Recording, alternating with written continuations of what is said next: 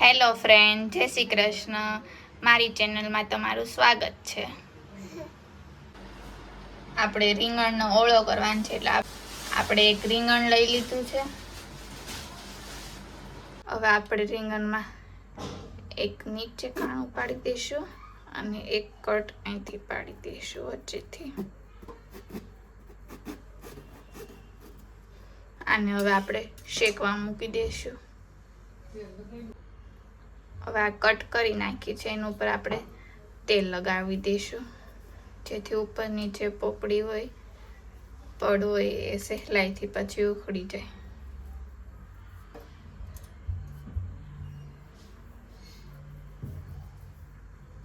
તો ચાલો હવે આપણે આને મૂકી દઈએ શેકવા.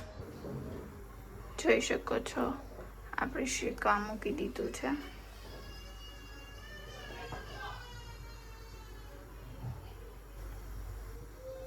હવે આપણે આને પલટાવશું થોડુંક, બધી સાઈડ થોડુંક ફેરવતા જશું એટલે બધી સાઈડ પાકતું જાય. ગેસની ફ્લેમ બહુ હાઈ નહીં રાખીએ અને સ્લો નહીં રાખીએ, એવી રીતે આપણે શેકાવા દઈશું. આપણે રીંગણને શેકીએ તો એનો સ્વાદ સારો આવે, આપણે બાફીએ તો એનો સ્વાદ બહુ સારો ન આવે, એટલે આપણે હંમેશા રીંગણનો ઓળો શેકીને જ કરવાનો.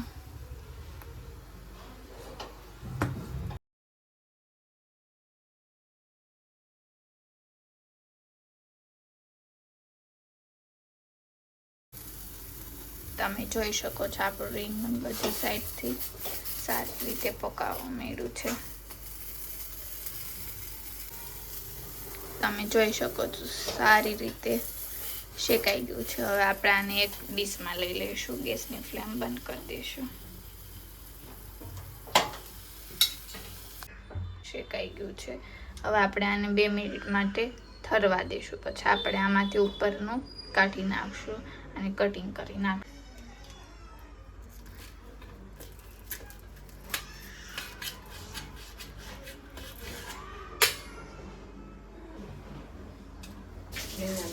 હવે આપણે આને ફોલી નાખશું, ઉપરનું બધું કાઢી નાખશું. જોઈ શકો છો આપણે તેલ લગાવ્યું એટલે સરળતાથી ઉપરનું પડ નીકળી જાય છે.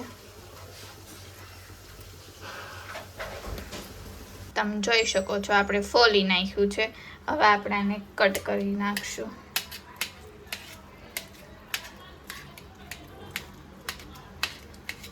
કટ કરો તો જોઈ લેવાનું સારું જ છે ને રીંગણ.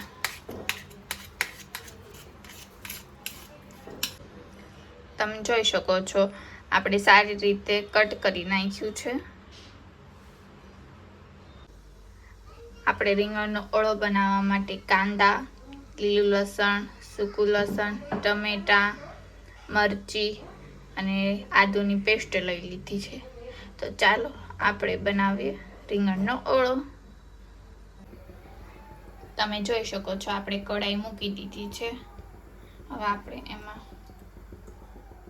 2 ચમચી તેલ નાખી દઈશું.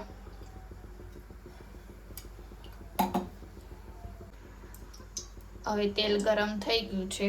હવે આપણે આની અંદર નાખી દઈશું 1 ચમચી જીરું. હવે આપણે નાખી દઈશું સૂકું લસણ, જેથી પહેલા નાખશું એટલે સ્વાદ સારો આવશે.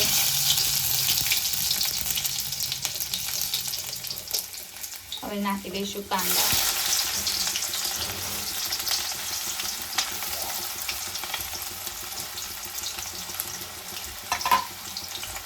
સારી રીતે મિક્સ કરી લઈશું.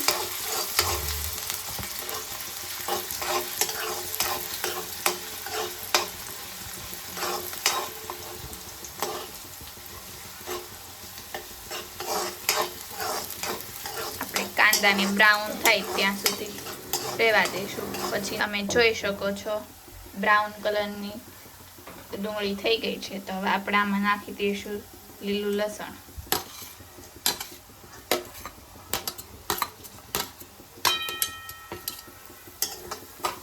સારી રીતે મિક્સ કરી આપણે આને 1 મિનિટ સુધી સાતળવા દઈશું.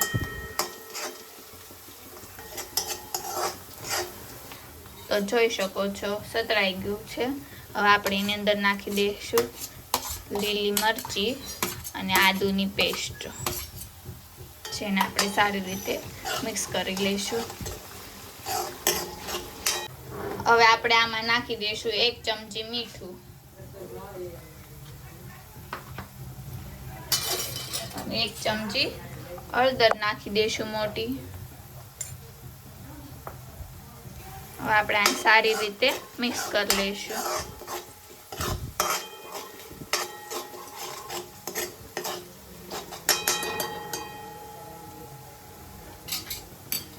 હવે આપણે નાખી દઈશું ટમેટા. સારી રીતે સાતળી જાય બધું પછી આપણે નાખી દેવાનું છે ટમેટા. ટમેટાની ચડતા વધારે મિનિટ ન લાગે એટલે ટમેટા હંમેશા છેલ્લે જ નાખવાના.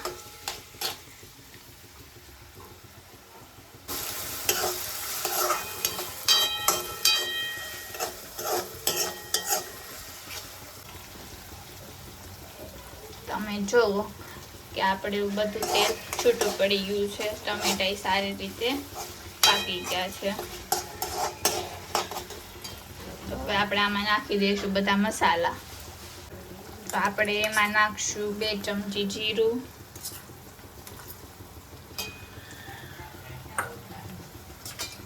2 ચમચી લાલ મરચું,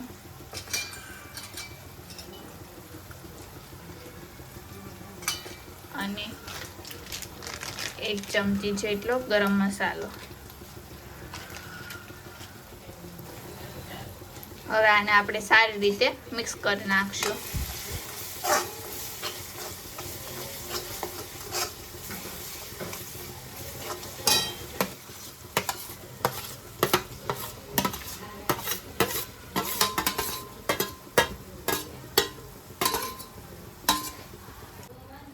હવે આપણે આને સારી રીતે મિક્સ કરી થોડું મેશ કરી નાખશું એટલે મસાલામાં ભળી જાય.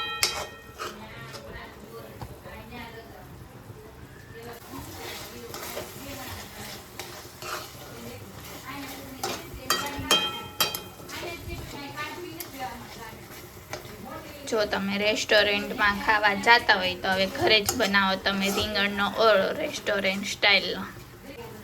હવે આપણે આમાં નાખી દઈશું ધાણા.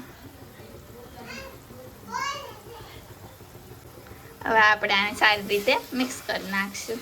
તો આપણો રેડી છે રીંગણનો ઓળો. તમને મારો વિડીયો ગમ્યો હોય તો લાઈક કરજો, નવા હોય તો સબસ્ક્રાઈબ કરજો. Thank you.